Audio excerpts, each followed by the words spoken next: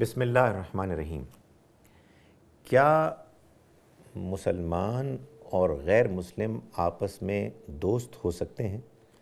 اس کا عام طور پر مسلمانوں کے ذہنوں میں واضح جواب یہ ہے کہ ایسا ممکن نہیں ہے۔ عام طور پر مسلمانوں کا نقطہ نظر یہ ہے کہ مسلمان اور غیر مسلم آپس میں یہ تو ہو سکتا ہے کہ کوئی کاروبار کریں ایسے کہ جس میں وہ ایک دوسرے کو اپنی حدود بتا دیں،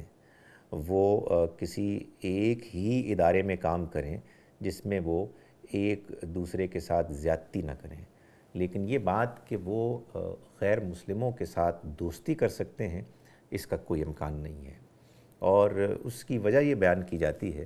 کہ قرآن مجید میں اللہ تعالیٰ نے اس بات کو ایک سے زیادہ مقامات پر واضح کیا ہے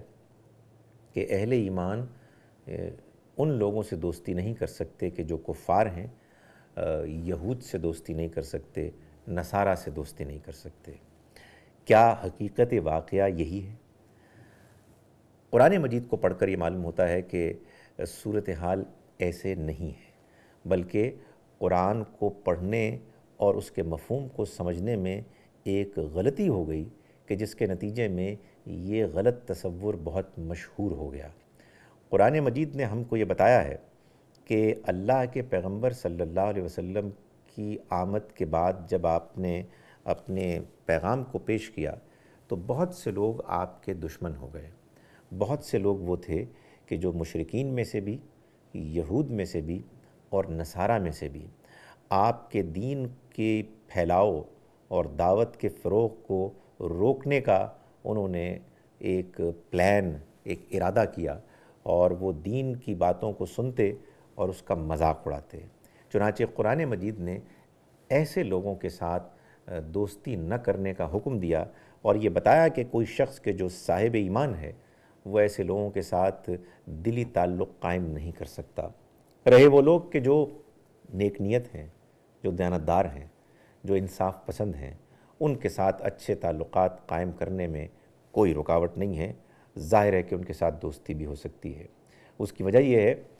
کہ دین اسلام تو در حقیقت ایک پیغام ہے کہ جو تمام انسانیت کے لیے ہے۔ اللہ تعالیٰ نے یہ بات واضح کی کہ انسانوں میں سے وہ انسان کے جو شریف ہیں،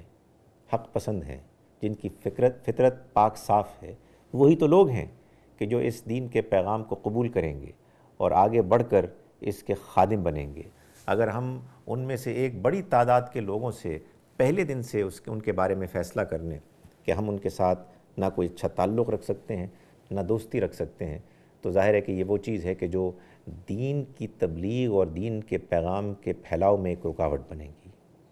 یہ سوال بھی پیدا ہوتا ہے کہ اگر واقعتاً تمام یہودی اور تمام نصرانی اور تمام غیر مسلم ایسے ہیں کہ جو اس قابل نہیں ہیں کہ ہم ان سے دوستی کریں، تو پھر یہ کیوں ہوا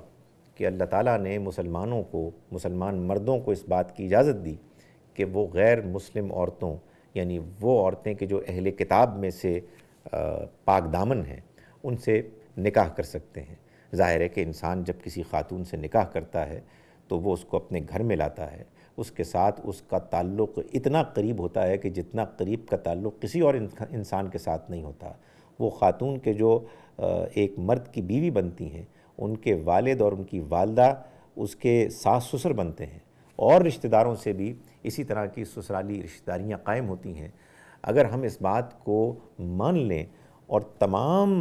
یہود و نصارہ پر اطلاق کر دیں کہ ان سے دوستی کا معاملہ نہیں ہو سکتا، تو اس کا مطلب یہ ہے کہ ظاہر ہے کہ اس طرح کا جو بھی تعلق قائم ہوگا اس میں انسان کے تعلقات اپنے بیوی اور اپنے سسرالی رشتہ داروں سے بالکل واجبی قسم کے ہوں گے۔ نہ یہ دین سے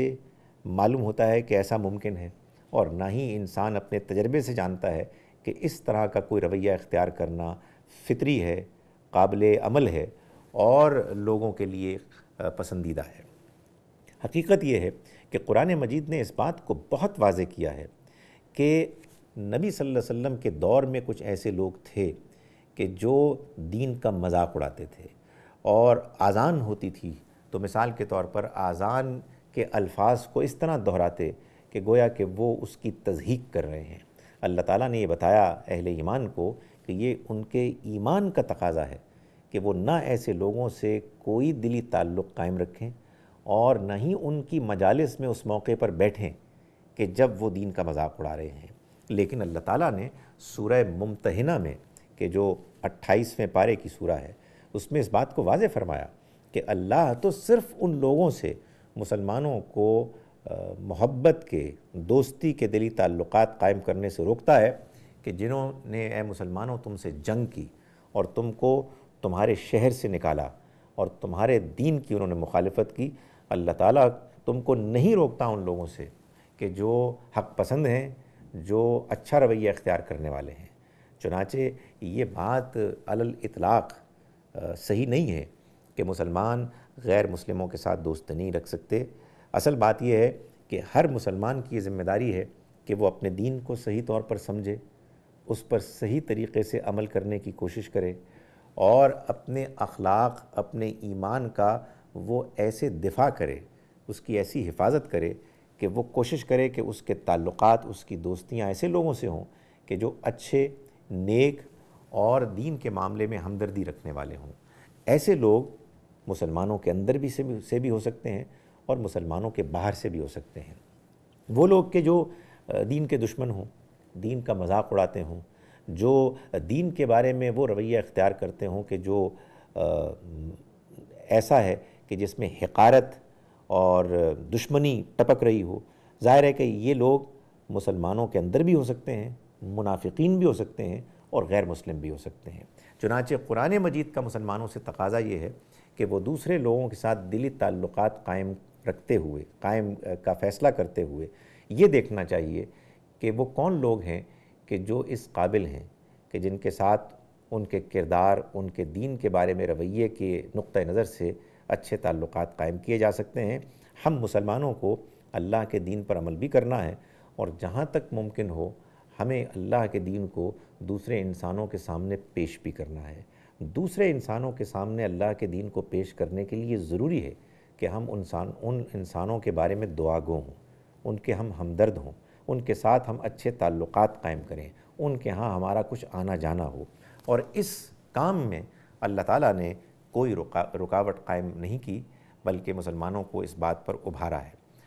اللہ تعالیٰ ہمیں توفیق دے کہ ہم اس کے دین کے احکامات کو جیسا کہ وہ ہیں صحیح طور پر سمجھیں اور اس پر عمل پیرا ہونے کی پوری کوشش کریں۔